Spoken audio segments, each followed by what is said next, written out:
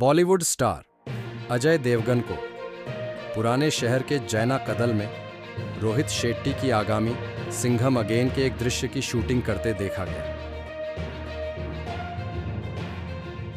Bollywood star Ajay Devgan को जैना कदल श्रीनगर में रोहित शेट्टी की आगामी सिंघम अगेन के लिए एक दृश्य फिल्माते देखा गया।